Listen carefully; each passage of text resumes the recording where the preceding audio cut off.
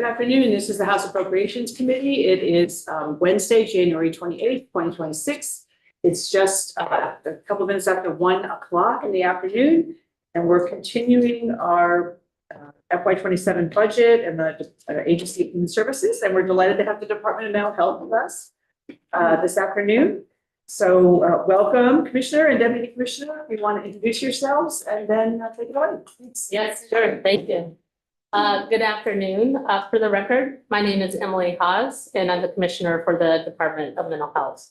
And joining me here today is Samantha Sweet, Deputy Commissioner. So we'll dive right in. I'd first like to go over a quick overview of the Department of Mental Health. Like we have presented before, currently DMH is headed full steam towards Vision 2030. And that was work that the department undertook back in 2020, right before the pandemic. And it really set in motion numerous policy and fiscal decisions for the overall system of care. Our mission is to promote mental health as a vital part of overall well-being by advancing prevention, early intervention, and recovery-focused care.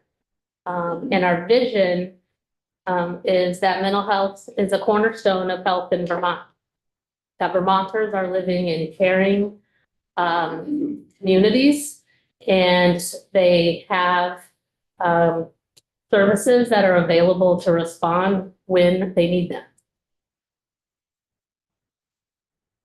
In previous testimony, we talked a little bit about the budget work that the Agency of Human Services undertook to develop this FY27 budget.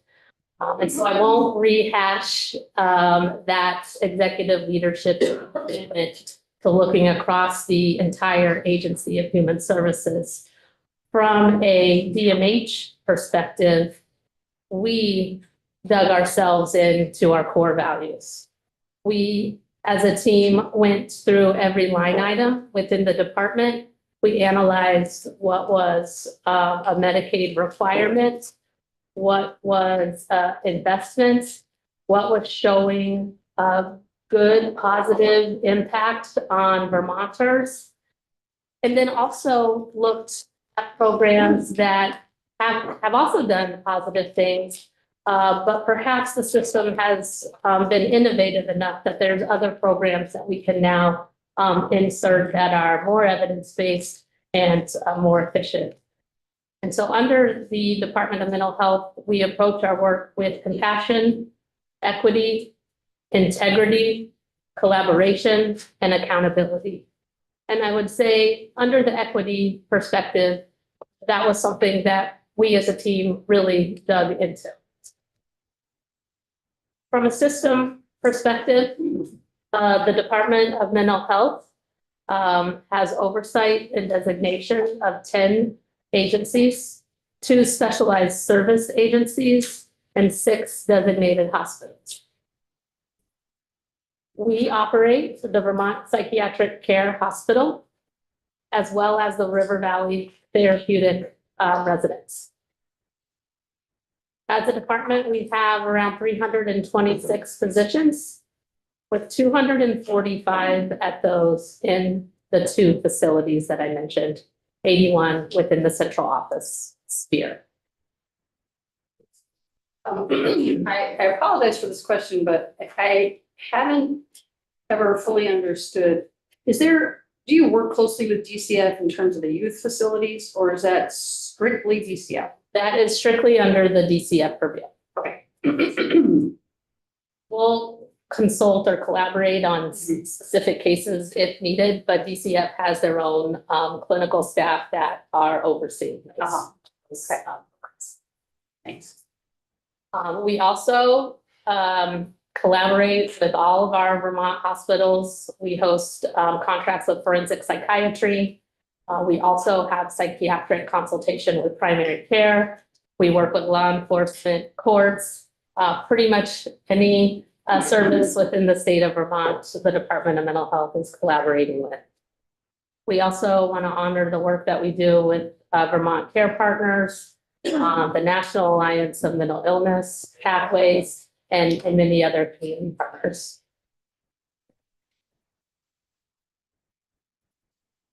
This next slide is a snapshot of the organizational chart for the department. As I noted before our testimony started, you'll see that we have a vacant finance director position listed on here. And then we also have a vacant director of clinical operations from a central office perspective. We do have a little bit of a vacancy, a higher vacancy rate right now than we typically do have. We had quite a few retirements at the end of this past year, at the end of 2025. So here is a slide highlighting those vacancies. So I'll pause here for a second because this also provides a snapshot into the vacancies at the two facilities. So you'll see the top line is the Vermont Psychiatric Care Hospital. And this is over the past year or so. And we continue to see that trajectory being able of our vacancy rate go down. So right now we're hovering at around 37% at Vermont Psychiatric Care Hospital specifically. And those are primarily within the direct care floor staffing positions. So your nurses or mental health specialists. How many, if you were fully staffed at this hospital, how many staff would you have? I believe for VPCH, it's 188. Or the 25 beds? 25 beds, 24/7. Yeah. And so, Staff secure versus building secure? nope, it's a secure building, it's locked. But anytime you are operating a hospital, you fall under hospital regulation and requirements. So, in general, in a 24/7 facility, it takes around 5.4 position people per one FTE in order to consider leave time, any type of vacation, anything like that. So, but we do have, each shift, we're on 12-hour shifts. Each shift per unit has a unit charge nurse, plus 2 other nurses, plus at least 5 mental health specialists per unit. And the hospital is designed currently with 4 units. 4 units. 2 8-bed units, so there's more staff on the 8-bed units. And then a 4-bed unit and a 5-bed. Dave, go ahead. Does this data in any way capture the vacancies at the designated agency? It does not. This is strictly for the Department of Mental Health. We have that We information? do have that information and we can send it to you. Yeah, that would be important in terms of the system of care and Mhm. its health. Yes, Thank you. anecdotally, I would say that VPCH at 37% is much higher than the overall designated agency system, which is down in the 18s to 20. Thank you. You're welcome.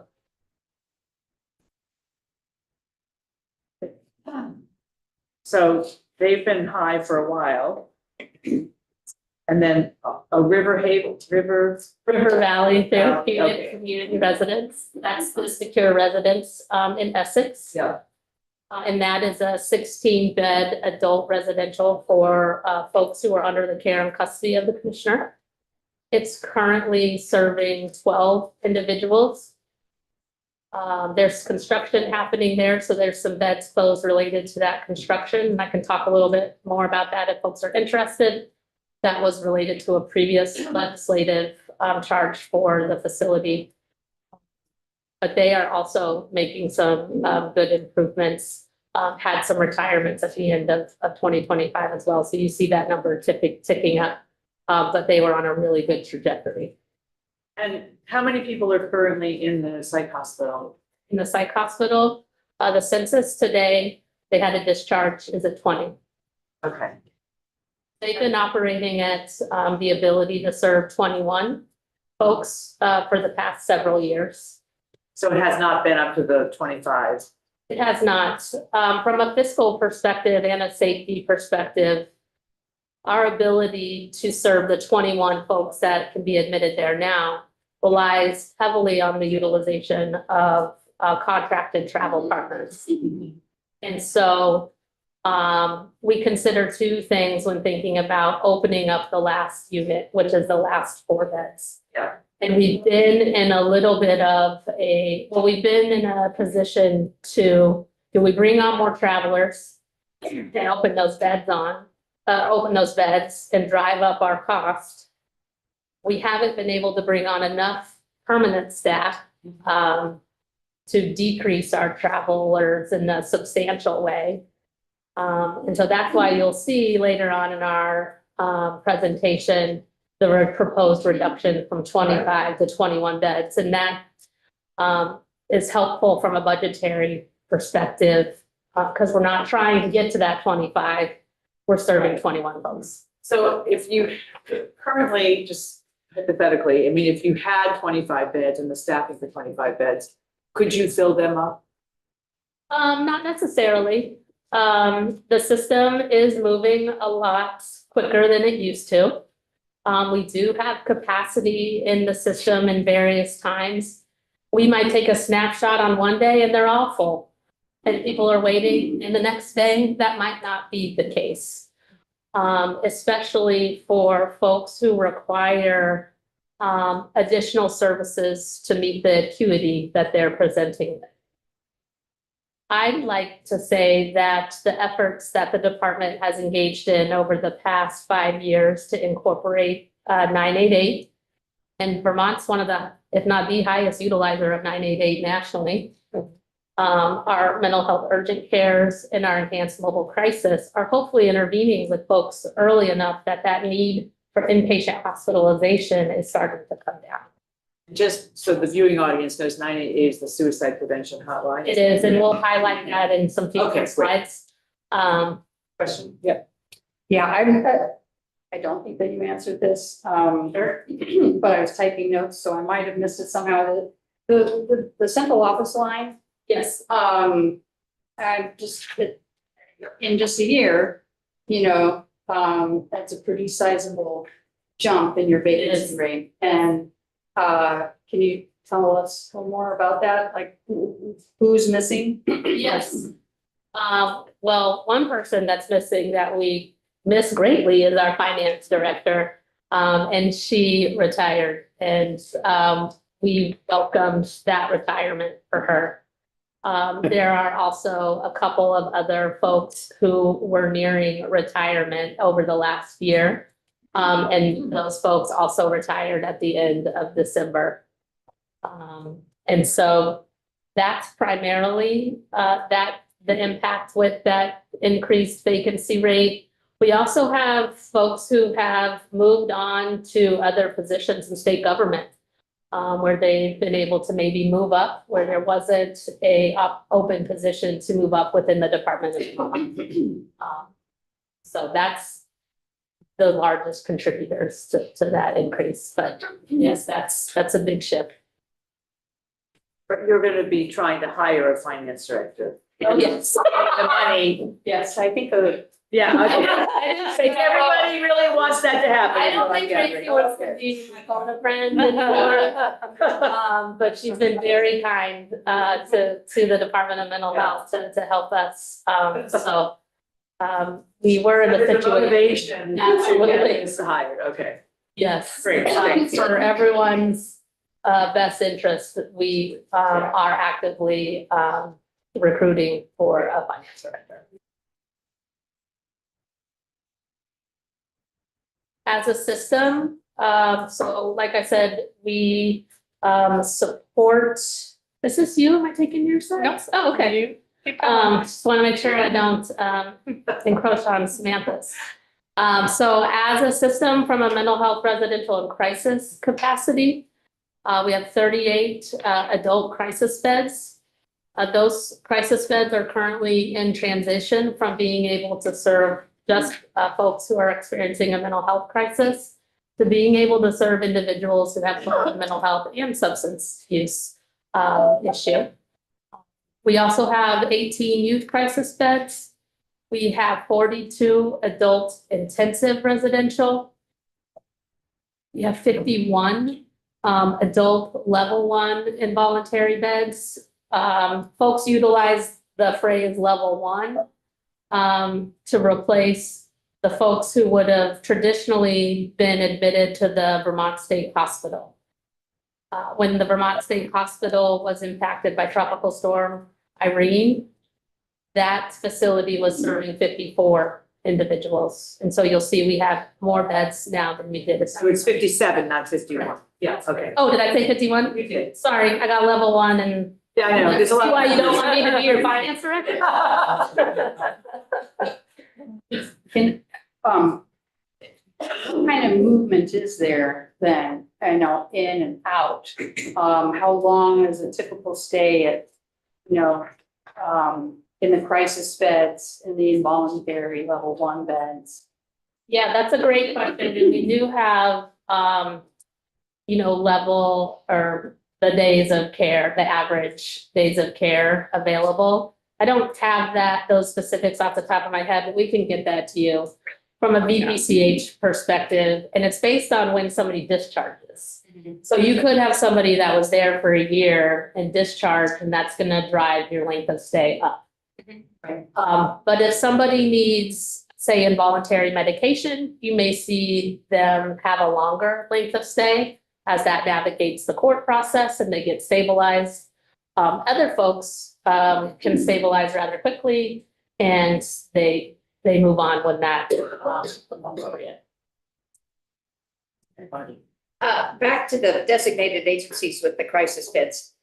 Are these literally beds? I mean, this is a physical location? It is. I always think of designated agencies as doing services in the community. They do both. And some run intensive residential programs. So our designated agency system does serve a wide range of community-based services, and a crisis bed, even though somebody is staying overnight, is still considered a community-based service. Okay, and so they have physical location They do. where these people can be or. Yes. Whatever. Yeah. Okay, I did not know that. Thank you. And every designated agency has adult crisis beds.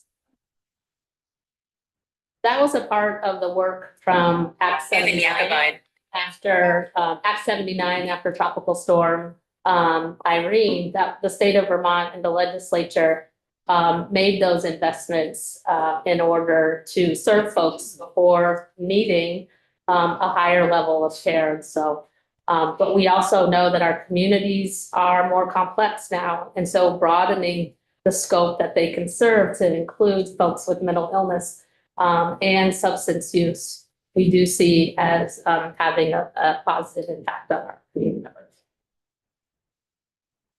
See any patterns? Are things getting better or worse or staying the same? You see any changing patterns? You always come at me with really tricky questions. I would say that there's not a clear answer to that. Some people would say that they have experienced the mental health system and are better. Some people would not say that. But I think that as we start seeing the need for hospitalization, to me, that means that something is working, right? Because people aren't having to go into those higher levels of care. But that doesn't mean that there's not still room to make adjustments. And some folks experience our system in a positive way, some do not. And that's not lost on us.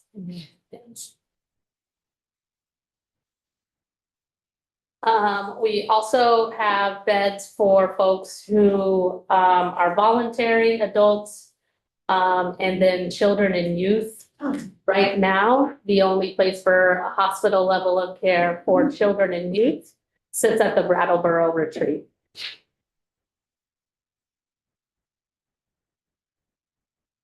DMH also collaborates with peer service agencies. So we also have adult crisis beds that are overseen and operated by peer service agencies as well, like Pathways or Alyssum. And we also partner with them for adult intensive residential. Where are they located?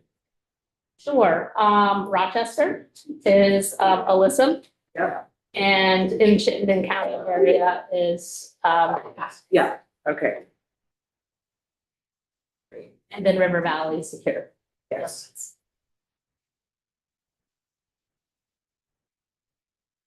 The next slide is our famous pyramid. So I won't spend too much time on this. But essentially what we look to is for this slide to demonstrate that the foundation of the mental health services in Vermont starts with those community supports. And then moving up towards your most intense, which is inpatient hospitalization.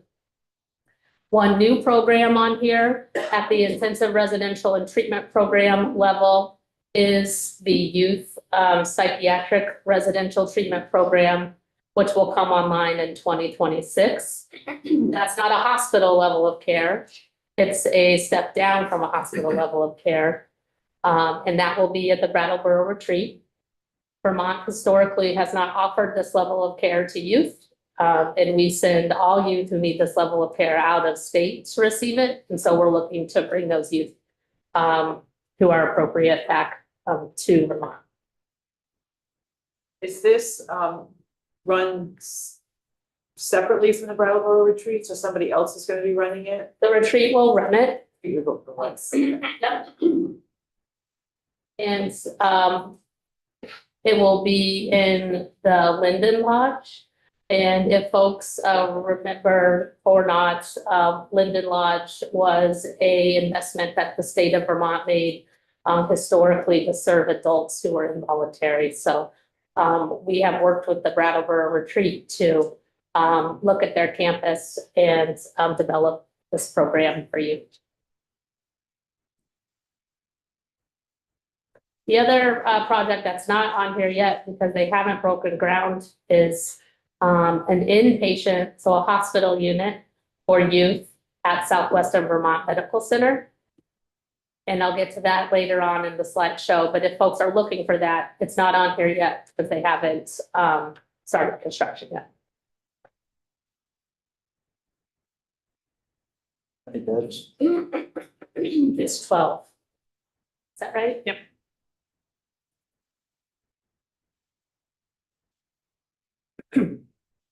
We talked a little bit earlier in the Agency of Human Services presentation around the certified community-based integrated health centers, which is a federal model that we have applied for and received federal demonstration dollars to implement this model in the state. It emphasizes accessible care. It's tailored to the community, requires the agencies to complete a community needs assessment. So there's feedback about what the community is needing. And it also addresses any type of barrier to wellness. It incorporates persons with lived experience into their treatment model and has components of primary care. I see you have a few pages on this. I do. But I'm wondering. And I can skip through them if you want. Well, no, what I want to know is, how are you defining success with this program? How will you know the program's successful? Oh, that's a great question. So first success would be that the agency is able to fulfill the full requirements to meet certification. Second success would be that they're able to build and provide the services that we've designed to provide to community members. From a community member standpoint, I just want folks to be able to show up and not have and get their needs met. And so if we're hearing from community members that they're able to arrive at a facility or an agency and get all of their needs met while we're incorporating things like 988 or enhanced mobile crisis that are meeting them in the community without making access to services hard.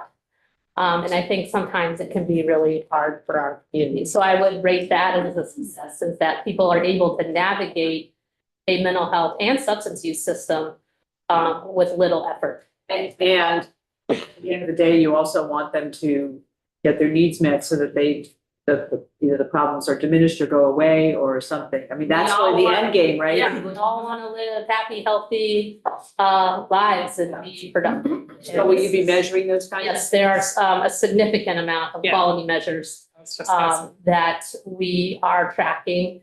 And it's a federal model, so we're able to compare how Vermont is doing nationally, Oh, good. which will help us really lean in on, are we doing better? Which we do think we will do better. Yeah. So maybe by this time next year, we'll have some real good data that you can share with us. Yeah, so CCBHCs have measures that we will, like Commissioner Hawes talked about, that they tell us exactly what to measure. And how we're going into it is also, what measures do we need to show that people are better off? Yes. So we're adding to the federal measures that we're given. Yeah. So by this time next year, we're hopeful we'll have some data. Right. So we have two agencies right now that have met certification and are drawing down that enhanced federal rate. What agencies are doing that? Rutland's Mental Health and Yeah. the Clara Martin Center, Yeah. which serves the Orange and upper 5 towns of Woodstock County.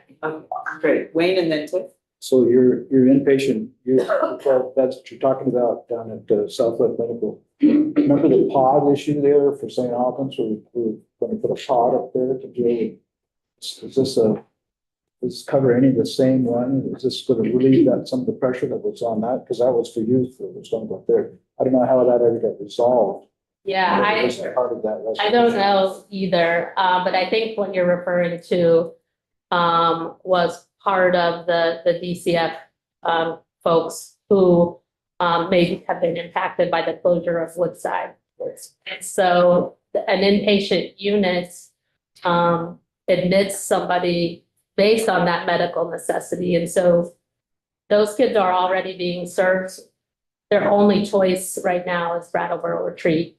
So bringing this unit on does fall in line with our goals of integrating into a larger medical hospital and having a choice for folks. Different program. Yeah, Different, but some of them in that other program could bleed into that. they could, yeah, if they needed hospital level care, then they would still need the discharge and depending on what their needs are. Just if you could isolate one statistic that would change over the course of 1 year or get it 2 years, what would it be? Like your fondest hope for just one statistic? You want to go first or you want me to go first? I'll go first and then Okay. you fill in. For me, that would be that individuals could go to one place and receive whatever care that they need, whether it's mental health, substance use treatment, or medical treatment. So it's one stop instead of you need to go across the street for this service, and that our agencies can bill appropriately based on what the needs are. Because right now we don't have that kind of system. So we can't even tell you how many are going into a designated agency that's receiving substance use treatment because they don't have that billing mechanism built in. And so everybody's built under mental health. And so for me, I think it's getting the right care at the right place and billing the appropriate code. That was a good answer. I'm going to build on that just a little bit in that for agencies that aren't currently a CCBHC, if a community member presents, a clinician needs to decide whether they're going to bill a substance use code or a mental health code. And what happens with a CCBHC is that it is one daily rate regardless of what the complexities somebody is presenting with. And there is a host of qualifying services that draw down that daily rate. But we don't want clinicians to have to choose.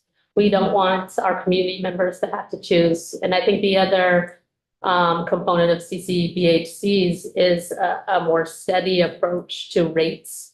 It's very similar to FQHC requiring us to do, rebasing every couple of years, which I think it's 3 years. But, yeah, great. Thanks. We talked a little bit already about some of the components, but this is a partnership that DMH has embarked on with our partners at the Department of Health and the Division of Substance Use Programs. All the way from the initial policy academy back in 2021 to now with 2 clinics that are certified and 5 more on the way. Here's a timeline of what that looks like. And then the next slide is the requirements. So required staffing model, the availability and accessibility of services. It requires care coordination. We mentioned quality reporting, oversight, and certification. This is a very similar but much more thorough approach to oversight for the agencies.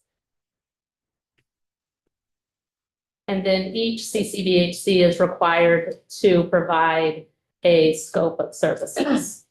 And so that includes crisis services, outpatient mental health. I think it's the next, it's the back one. Thank There you. you go.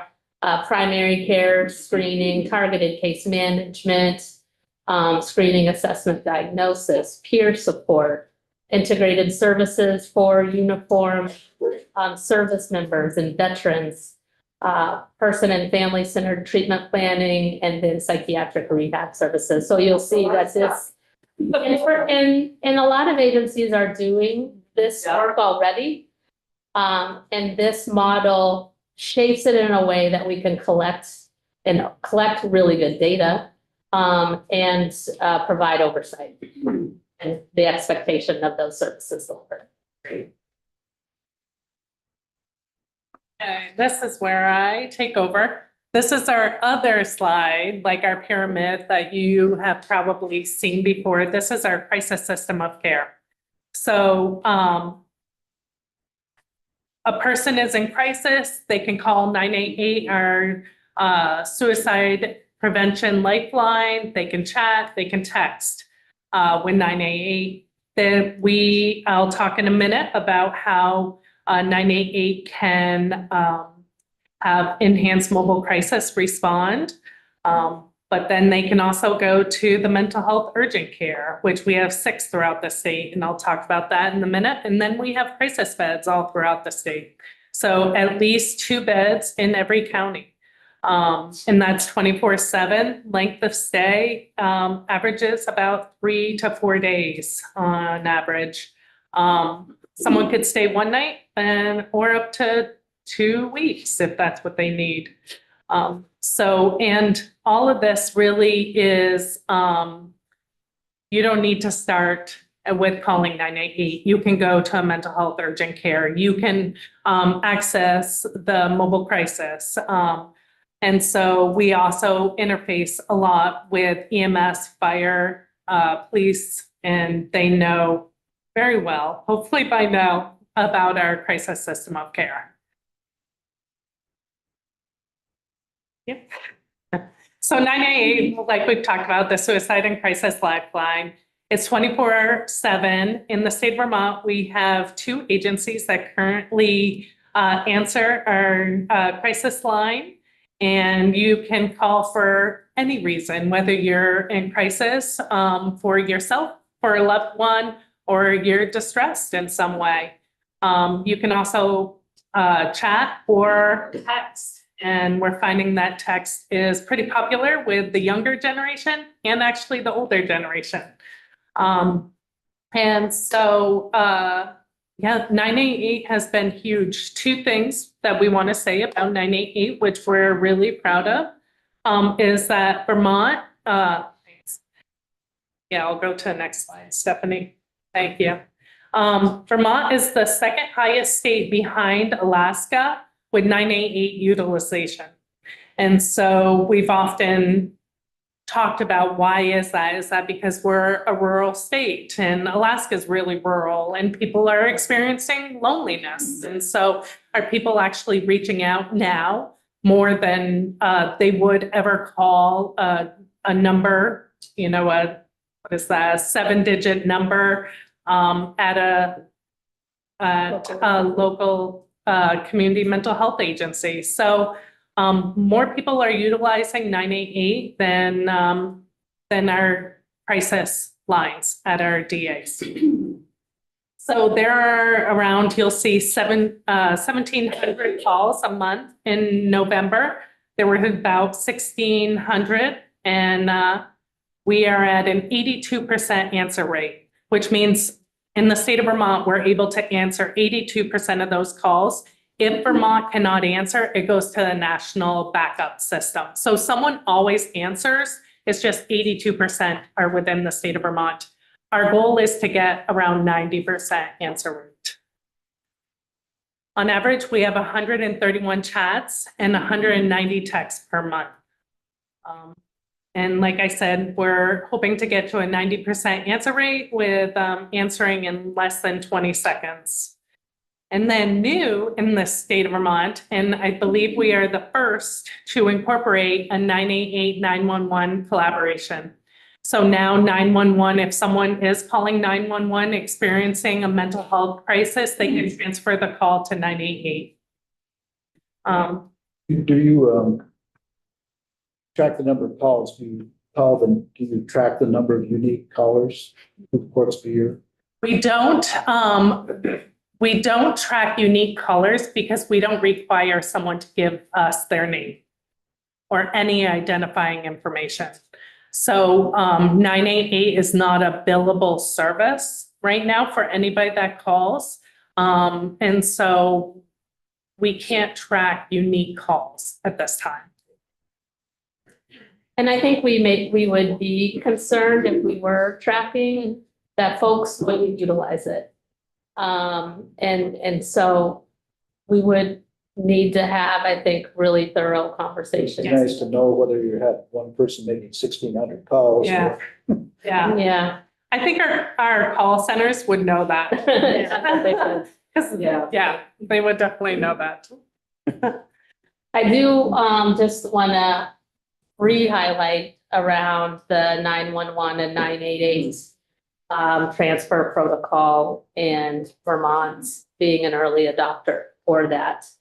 And highlighting the collaboration with our 911 partners and being open to transferring appropriate calls over to the 988 call center and how valuable that is for folks to potentially decrease the amount of law enforcement response when that's not necessarily needed. Good. So moving on to our mobile crisis response. So our mobile crisis response is a 2-person team. Oftentimes it's a clinician with a peer support worker, and they can respond to a mental health crisis or a substance use crisis. And then let's see what else is important. I'm trying to go fast because I'm noticing the time. I know, I read our budget. I know, I saw you. It's always so interesting. Yeah. We can talk. Why don't we get to the budget conversation? Okay. Because if you talked about urgent cares in here. Yep. I think it would be important to talk a little bit about that summary for our budget. And if people have questions, since this is my budget, if you have questions that we don't get to ask today, just send them to me and we can talk. Yeah, yeah. Because if you're changing some things like eliminating programs or something, Yes. why don't we focus on what those? I would things agree are? with that. Okay. So I think we can, this is just our pie, so we can move through that and let's go down to the slide. They should be. Let's get to slide. 31, please. Back. Yeah. So this is a summary of the DMH budget ups. Some of these you heard us present about in our BAA, so salary fringe, benefits, the pre-admission screening, resident review, which is PASSAR. That's a required federal screening that an individual needs.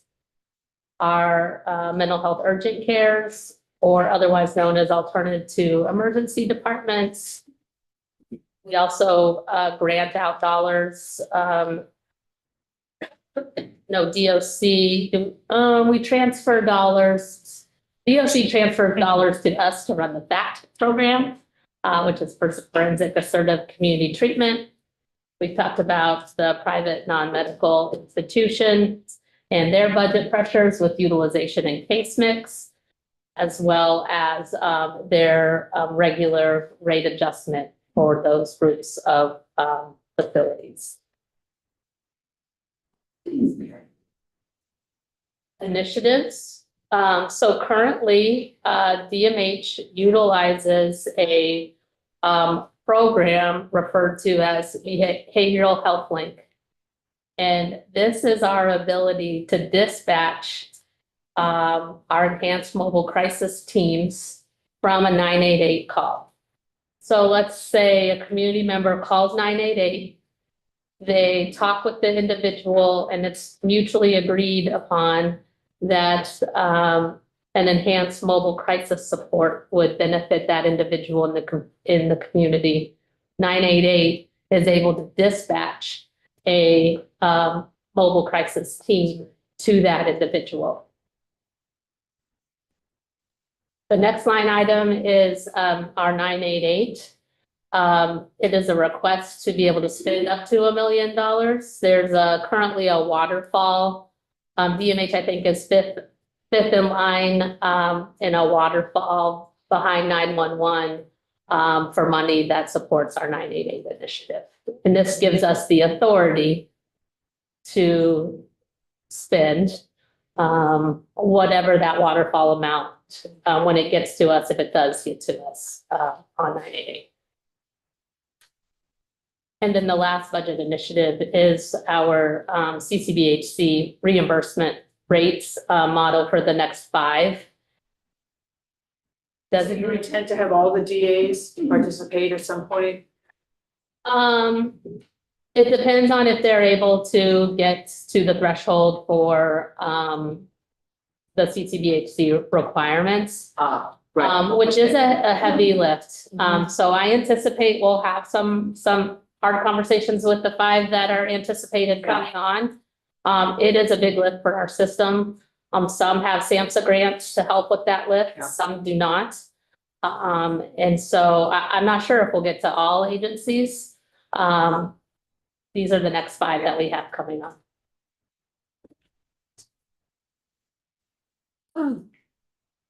And then here is our full list of proposed reductions. And so I will start at the top and work our way down. And again, asking folks to recall my earlier testimony around the department's core values and how we approach this work. So the first item you'll see is mental health training for first responders, otherwise known as Team 2. Team 2 was developed many years ago to provide training and supports to law enforcement. At that time, the department did not have our own crisis team and in-house training. And so we would look to reduce this line item and take this training in-house. DMH also proposes,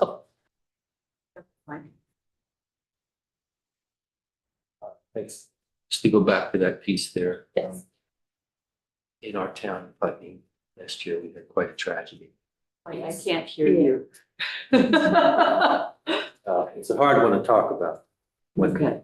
We had someone in a mental health crisis who was killed by police. Yes. And, Yes. The sense is that more training is necessary. Yes. Is this something that would be contributing to that kind of training?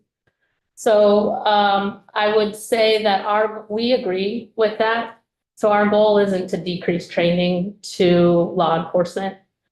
Putney and some other communities also experienced somebody dying who was in a mental health crisis and law enforcement was involved. So I think everyone acknowledges that there needs to be more training there. Our goal would be to not contract that out and train, have DMH be the lead for those trainings.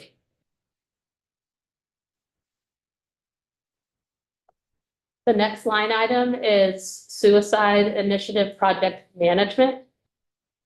This is project management that we have historically contracted out. Over the last couple of years, DMH now has a suicide prevention director. And so we are able to take that work in-house and provide that training under the umbrella of our suicide prevention director. So Commissioner, I'm looking at the time and wondering if Okay. you want to highlight the key ones in here, and then Tiff can also, we can ask Tiff to find out more if we need to. Absolutely.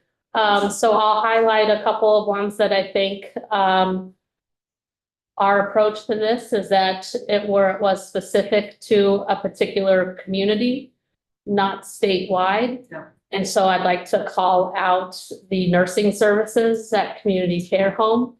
There's one community care home in the state that DMH funds nursing services for, and we would propose to cut that. That is in the Washington County area. We talked a little bit about the community outreach program in the Chittenden County area. This was a budget reduction that DMH requested last year. We have implemented a crisis system that we believe can serve our community members well, and are proposing to reduce that community outreach. It is only available in the Chittenden County area. The other components of this reduction list obviously is the reducing BPCH from 25 beds to 21 beds that we talked about earlier today. And then certainly anything related to lifeline, suicide prevention, or anything like that, we anticipate bringing those trainings in-house versus contracting out for them. So I'll pause there. I know we have a couple of minutes, but if there's anything on the list that is standing out for folks. The other one that I think might stand out to our broader system is the line item related to safe haven at the Clara Martin Center, which is decreasing the budget line item that serves underinsured and uninsured adults who do not have a serious mental illness. Yes, Marcia. I'm sorry. Oh, sorry, I'm Marty, then Dave. Sorry. Back when the secretary was talking with us, she mentioned a 9.9 million list of changes. Are these part of that list? Are they on that long detailed? I believe so, yes, Okay, fine. they should be.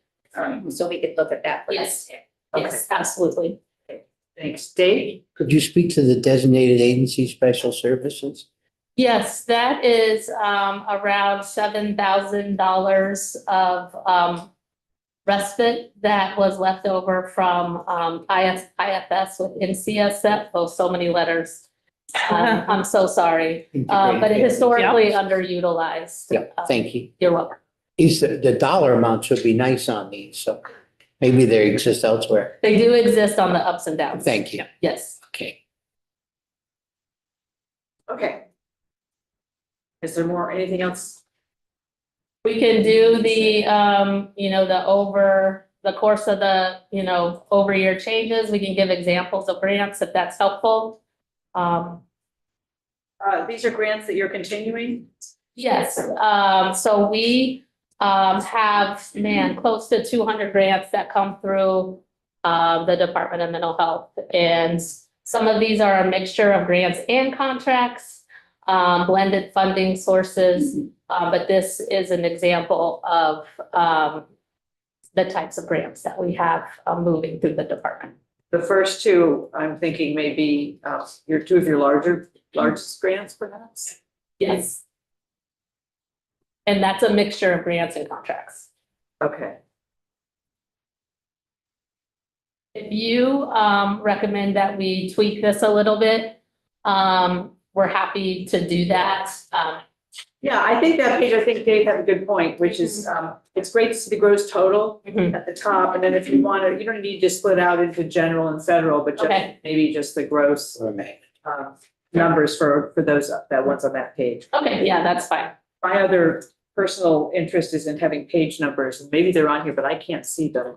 You know what? That is a personal interest of mine too, and I think I overlooked it as it was coming together. So I will get a page number on there. And just for the viewing audience, my preference, if you're coming to my committee, anything over 3 pages needs numbers. That's the rule. It's good. I like it. I think there's I think there's a protocol about that when you're writing reports and doing things that actually anything over 3 pages should be numbered. Probably, so I might not have paid attention in that class, but I get it. I appreciate if somebody gets you a report. I do. One thing I'd also just like to highlight, we do have a carryover of, Okay. so I want to highlight that we have currently $1 million carryover slate, and that is slated for operational or startup costs for the unit at SVMC. There is another budget, $9.5 million for construction. That's in the BGS.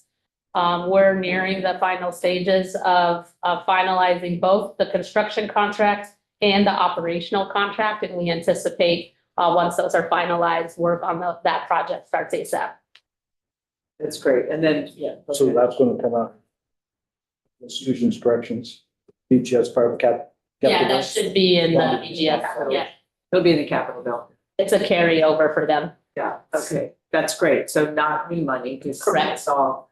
And although down the road, there's gonna be costs. There will Is be. there a costs to start mitigated and there's impact, yeah. ongoing maintenance costs, and so at some point, that would be good to see that information. And that will be in the DIVA budget, which Okay. is why I have really appreciated the agency's approach to our budgeting process this year. Yeah. Is because I've gotten to have much more in-depth knowledge of the DIVA held rates Yeah. that are impacting people who have mental illness.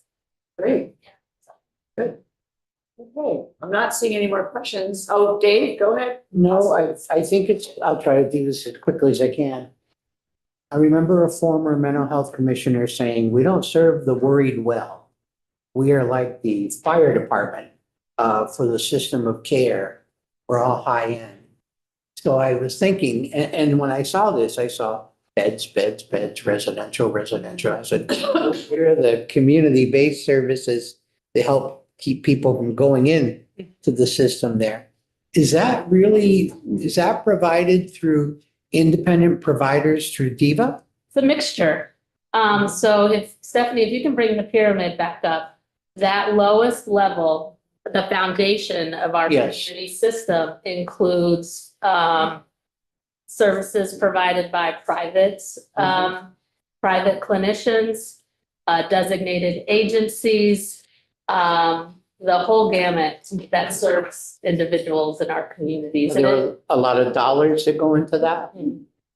yes. Out of your 347? Yeah, I can tell you how many dollars.